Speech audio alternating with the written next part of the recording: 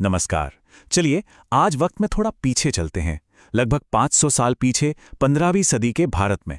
यहाँ हम मिलेंगे एक ऐसी शख्सियत से जिनके प्रकृति से जुड़े विचार इतने आगे थे कि आज उन्हें हम एक क्लाइमेट विजनरी कह सकते हैं। और कमाल की बात यह है कि उनकी बातें आज सिर्फ रेलेवेंट नहीं हैं, बल्कि आज की ज़रूरत हैं। जरा एक पल के लिए सोचिए, भारत का पहला एनवायरमेंटलिस्ट कौन था? शायद 20वीं सदी के कुछ नाम जहन में आते हैं, लेकिन क्या आप मानेंगे अगर मैं कहूं कि असली शुरुआत करने वाले तो 500 साल से भी पहले हुए थे? एक ऐसे समय में जब क्लाइमेट चेंज की कोई बात ही नहीं करता था। जी हां, हम बात कर रहे हैं गुरु जाम्बोजी की। देखिए, एक तरफ उन्हें पर्यावरण वैज्ञानिक कहा गया, तो दूसरी तरफ उनके भक्त उन्हें विष्णु का अवतार मानते थे। और तो और उनके शांत स्वभाव की वजह से उन्हें गूंगा गहला यानी मौन संत भी कहा जाता था। और कमाल की बात यह है कि ये सारे नाम एक ही इंसान के हैं। तो सवाल ये उठता है कि जो शख्स मौन संत के नाम से जाना जाता था, वो इतनी ताकतवर आवाज कैसे बना? अच्छा, इस सवाल का जवाब ढूंढने के लिए हमें कहानी की शुरुआत में जाना होगा, धनराज से गुरु जाम्भोजी बनने के उनके सफर पर। उनका जन्म हुआ था 1451 में, जन्माष्टमी के दिन, नागौर के पीपासर गांव में। बचपन में उनका नाम रखा गया धनराज। वो बहुत कम बोलते थे, ज्यादातर अपने ही विचारों में खोए रहते थे। इसी वजह से लोग उन्हें प्यार से गूंगा गहला बुलाने लगे। उनकी जिंदगी को हम 3 अहम पड़ावों में देख सकते हैं। पहला, साल 1451 जब उनका जन्म हुआ। फिर आया 1485 जो एक टर्निंग पॉइंट था, जब उन्होंने प्रकृति प्रेम पर आधारित एक पूरे समुदाय की नींव रखी। और आखिर में 1536, वो साल जब उन्होंने ये दुनिया तो छोड़ दी, पर अपने विचार हमेशा के लिए यहीं छोड़ गए। अब बात करते हैं उनके फलसफे के सबसे जरूरी हिस्से की, वो 29 नियम जो उन्होंने अपने मानने वालों को दिए। ये सिर्फ नियम नहीं थे, ये जीने का एक बिल्कुल नया, कह सकते हैं कि एक क्रांतिकारी तरीका था। और पता है, ये जो 29 की संख्या है ना, ये बहुत खास है। इसी संख्या से उनके अनुयायियों को उनका नाम मिला। हिंदी में 20 और 9 यानी विष्णुई। विष्णुई का मतलब ही है 29। ये नाम उन लोगों ने अपनाया जिन्होंने जाम्भोजी के 29 सिद्धांतों को अपनी जिंदगी में उतारने का प्रण लिया। इस पंथ की स्थापना औपचारिक रूप से 1485 में समराथलधोरा में हुई थी। और ये सिद्धांत अपने समय से बहुत बहुत आगे थे।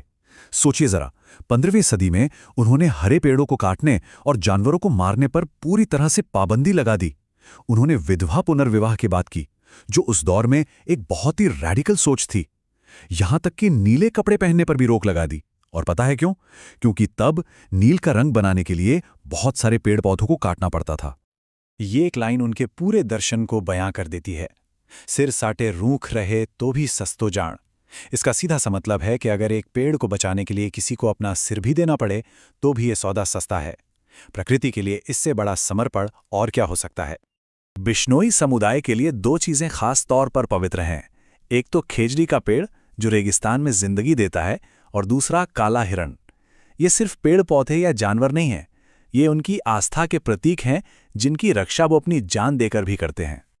जाम्भोजी का असर सिर्फ आम लोगों तक ही नहीं था। नहीं, उनकी बातों की गूंज तो उस वक्त के बड़े बड़े राजमहलों तक पहुंची थी। और ये कोई मामूली लिस्ट नहीं है। दिल्ली के सुल्तान सिकंदर लोधी से लेकर मेवाड़ के ताकतवर महाराणा सांगा तक उस दौर के 6 सबसे बड़े और प्रभावशाली शासकों ने उनसे सलाह मशवरा किया था। इससे पता चलता है कि उनका सम्मान कितना गहरा था।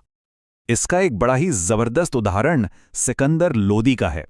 सिर्फ जाम्बोजी के कहने पर उन्होंने न सिर्फ गोहत्या पर रोक लगाई, बल्कि जब बीकानेर में भयानक अकाल पड़ा तो उन्होंने वहां जानवरों के लिए चारा तक भिजवाया। एक संत का इतना गहरा राजनीतिक असर होना सच में असाधारण बात है।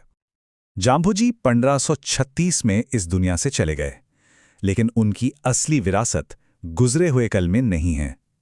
उनकी शिक्षाएं आज भी जिंदा हैं और शायद पहले से कहीं ज्यादा हमारा मार्गदर्शन कर रही हैं। वो अपने पीछे ज्ञान का एक लिखित खजाना छोड़ गए। उनका सबसे प्रमुख ग्रंथ है जंभ संहिता, जिसे बिश्नोई समुदाय इतना पवित्र मानता है कि वे इसे 5वां वेद कहते हैं। और जंभ सागर शब्दावली जैसी किताबें ये पक्का करती हैं कि उनके विचार और उनकी आवाज कभी खत्म ना हो। आज भी लाखों लोग उनके दिखाए रास्ते पर चलते हैं, उन जगहों की तीर्थ यात्रा करते हैं जहां से जाम्बोजी जुड़े थे। वे बीकानेर में मुकाम जाते हैं, जो उनका अंतिम विश्राम स्थल और सबसे बड़ा तीर्थ है। वे पीपासर जाते हैं, जहां उनका जन्म हुआ था, और समरथल भी, ठीक उसी जगह पर जहां बिश्नोई आंदोलन की नींव रखी गई थी। और ये सब हमें आज के आखिरी और सबसे जरूरी सवाल पर ले आता है। 500 से ज्यादा साल गुजर चुके हैं। आज जब हम क्लाइमेट चेंज, जंगलों की कटाई और जानवरों की खत्म होती प्रजातियों से जूझ रहे हैं, तो जाम्बोजी के सिद्धांत कितने काम के हैं? शायद इसका जवाब हम सबके सामने ही है।